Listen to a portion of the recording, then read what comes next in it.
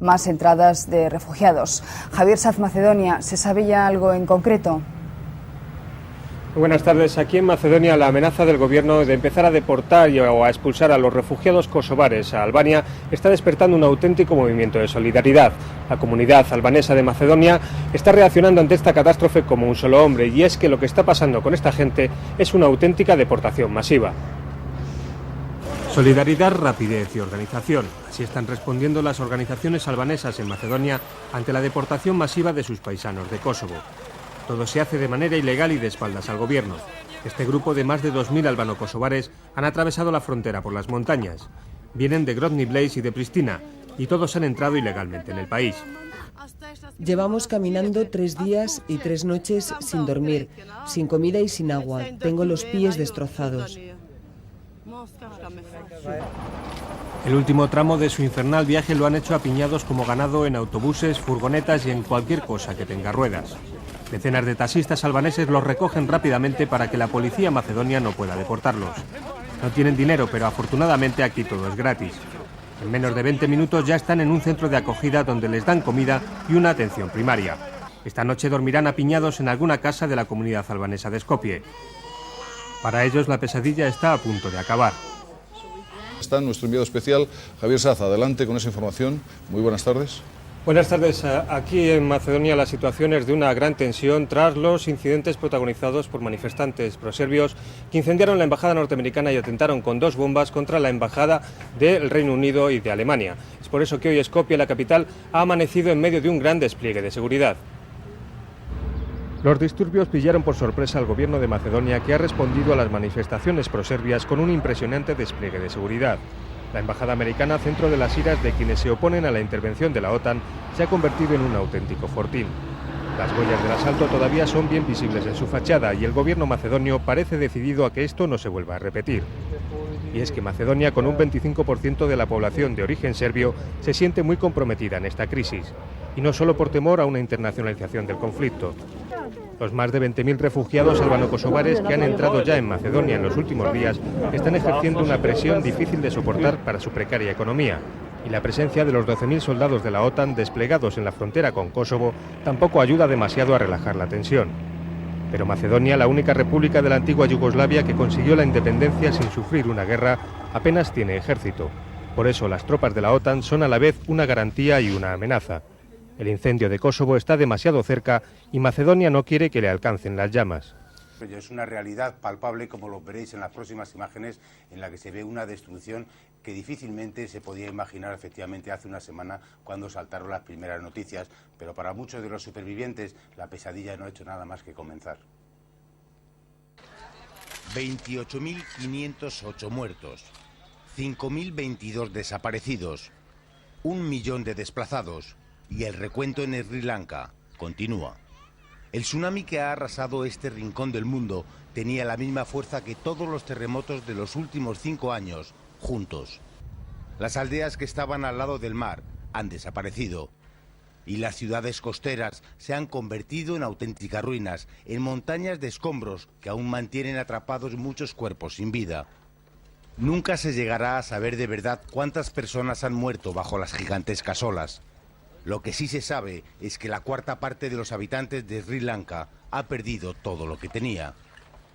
Esta mujer se queja de que no han recibido nada de ayuda, que no tienen comida ni agua y que sobreviven hirviendo agua contaminada.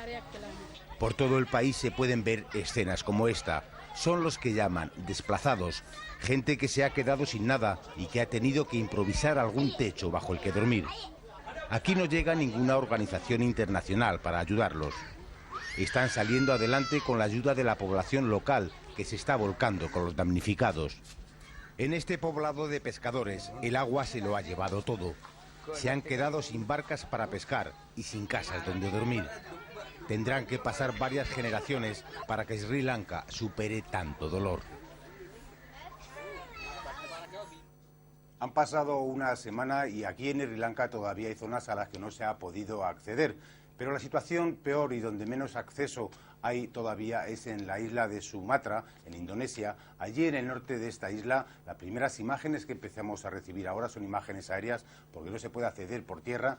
Estas imágenes muestran un paisaje lunar, un paisaje como si hubiera caído una bomba nuclear, una devastación absoluta. Por si fuera poco, todavía continúan sintiéndose réplicas de este terrible terremoto. Hoy mismo ha habido una réplica superior a los 5 grados en la escala de Richter, y esto, por supuesto, que siembra aún más el pánico entre una población que desde luego ya no puede sufrir más. Decenas de cadáveres siguen acumulándose en la costa de Sumatra. Las autoridades indonesias han dejado de contabilizar las víctimas mortales. Aseguran que la aparición de cuerpos sin vida aumenta con tanta rapidez que les es imposible mantener una contabilidad precisa. Las altas temperaturas tampoco favorecen la conservación de los cuerpos. Expertos procedentes de varios países han llegado al sureste asiático para examinar los cadáveres y recoger muestras de ADN que ayuden a su identificación. La temperatura es increíblemente alta y eso facilita la descomposición de los cuerpos. Además, tenemos que trabajar a la intemperie y tenemos que parar cuando se va el sol. Cientos de miles de personas se hacinan en campamentos de desplazados esperando agua y alimentos. La falta de comida y queroseno para cocinar lo poco que tienen está creando un malestar general que va en aumento. Un malestar al que se une el peligro de padecer enfermedades como la diarrea o la malaria. La ayuda humanitaria llega paulatinamente, aunque aún hay zonas a las que acceder resulta prácticamente imposible. Permanecía aislado. Decenas de heridos ya han podido ser atendidos en la capital de Aceh, la provincia más devastada por el maremoto. Los helicópteros se encargan de recogerles en las zonas más aisladas, además de distribuir allí la ayuda humanitaria. La devastación adquiere dimensiones descomunales desde el aire. Como ejemplo, esta mezquita es lo único que ha quedado de la isla indonesia que antes presentaba este aspecto.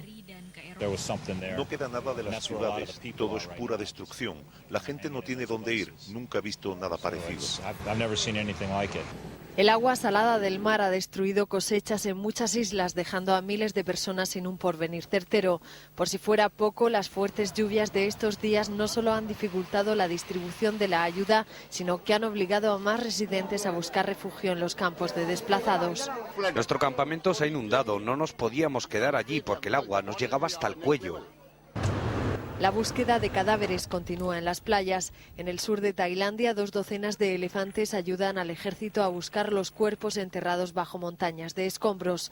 Las labores de identificación mantienen en vilo a los que esperan con angustia saber algo de los suyos. Así es, Lourdes, buenas tardes de nuevo. A estas horas se han cerrado las sesiones de la mañana de los 17 jefes de Estado-Gobierno. A estas horas están comiendo, se volverán a reunir por la tarde y después habrá ruedas de prensa y la clausura de esta 15ª cumbre iberoamericana. Pero, aunque entre los 17 jefes de Estado-Gobierno, ya saben ustedes que no está Fidel Castro, la verdad es que hoy, por lo menos, en las ruedas de prensa y los correos de periodistas también, en los titulares de los periódicos, se ha hablado y mucho de la política hacia Cuba. ¿El motivo cuál es? El motivo es la inquietud, el temor, el malestar mostrado por Estados Unidos ante algunas resoluciones muy concretas que, según Estados Unidos, podrían suponer un apoyo a las tesis, al régimen de Fidel Castro. El gobierno español ha dicho que eso no es verdad y que esas resoluciones que vamos ahora a conocer, su contenido son idénticas a las de Naciones Unidas aprobadas en los últimos años. Pero lo cierto es que ese ha sido el gran tema de debate de hoy, al margen de otros. Nos lo cuenta Indira García en la siguiente crónica. Ambiente distendido en el salón de plenarios. Se habla del problema de la migración. Ambiente frenético en el centro de prensa. Se buscan declaraciones sobre una polémica que ha dejado en segundo plano los temas de esta 15ª cumbre iberoamericana. A Salamanca ha llegado la noticia de que en Estados Unidos hay cierta inquietud por haber introducido en el anexo a la declaración final la palabra bloqueo y no el término embargo para referirse a Cuba. De hecho, según fuentes diplomáticas, el ministro Moratinos y el embajador de Estados Unidos, Eduardo Aguirre, han hablado por teléfono sobre este tema. Este es el borrador de esta 15ª cumbre iberoamericana. Fidel Castro no ha venido, pero Cuba vuelve a ser la protagonista. De hecho, esta mañana, en esta misma sala, varios presidentes iberoamericanos han tenido que responder a la pregunta inevitable. Nunca había escuchado un debate tan intenso lingüístico si era bloqueo o era embargo. No se puede desviar el espíritu de estas reuniones, que es un espíritu para crear consensos,